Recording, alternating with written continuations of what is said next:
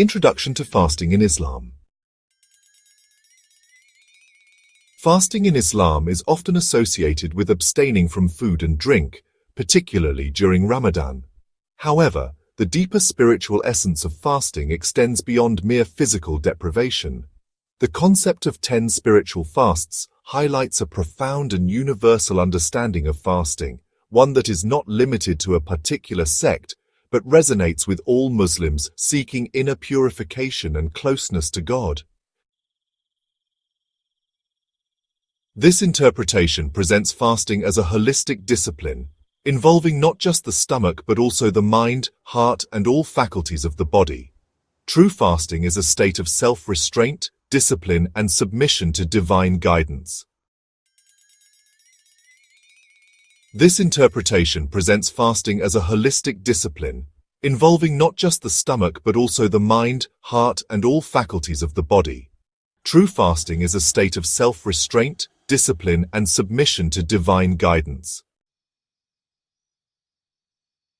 The following 10 aspects of fasting can serve as a framework for Muslims striving for a higher spiritual consciousness. In this section, we will explore the first part of the 10 aspects of spiritual fasting. These aspects are designed to guide Muslims on their journey towards a deeper spiritual connection and consciousness. First, we have the fasting of the head, which emphasizes humility and submission. This aspect encourages Muslims to bow their heads in reverence and surrender to the will of Allah. A true believer should not be consumed by pride or arrogance. Humility is a fundamental trait in Islam, and one should acknowledge that ultimate greatness belongs to God alone. Accepting divine guidance, including the teachings of the Quran and the Prophet's Sunnah, is akin to performing spiritual ablution of the head. Fasting of the eyes, also known as guarding one's gaze. Islam teaches that the eyes should be used with restraint, avoiding lustful or covetous glances. Lowering one's gaze, as commanded in the Quran, chapter 24, verses 30 to 31, fosters purity of the heart and strengthens self-discipline. Instead, believers should focus their vision on seeking knowledge, righteousness, and truth. Fasting of the nose, also known as sensing righteousness. The nose, symbolizing discernment, should be used to breathe in the fragrance of truth and purity.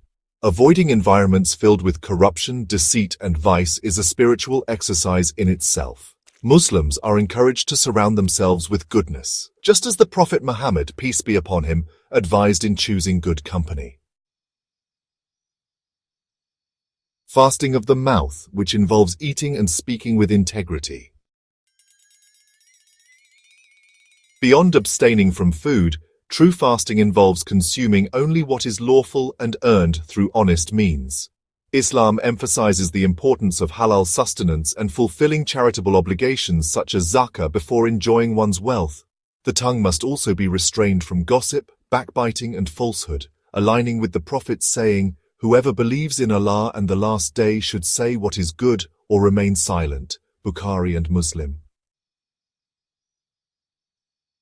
5. Fasting of the tongue, which involves truthfulness and remembrance of God. Words hold immense power. A fasting tongue avoids slander, harshness, and dishonesty, instead engaging in the remembrance or dhikr of God. The Quran warns against lying and bearing false witness, as mentioned in chapter 24, verse 7. A Muslim's speech should always be a reflection of truth, wisdom, and kindness. Fasting of the ears involves avoiding harmful speech. Just as one must not speak ill, one must also refrain from listening to slander, gossip, or falsehood. The Quran condemns ghibah, or backbiting, and commands believers to turn away from vain talk, as stated in chapter 23, verse 3. Instead, the ears should be used to listen to beneficial knowledge, prayers, and the recitation of the Quran. Fasting of the heart, which involves the purity of intentions and faith. The heart is the seat of faith, and its fasting involves purifying it from doubt, envy, and hypocrisy. A sincere heart trusts in God's wisdom and remains steadfast in righteousness.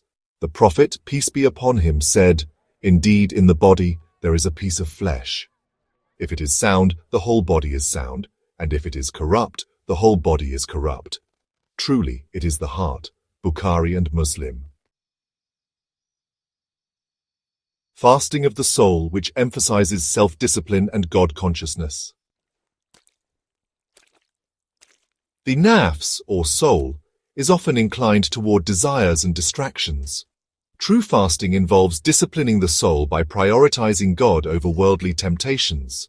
The Quran emphasizes taqwa, or God-consciousness, as the ultimate purpose of fasting, reminding Muslims to seek spiritual growth through self-restraint. 9. Fasting of the hands, which involves righteous actions and charity.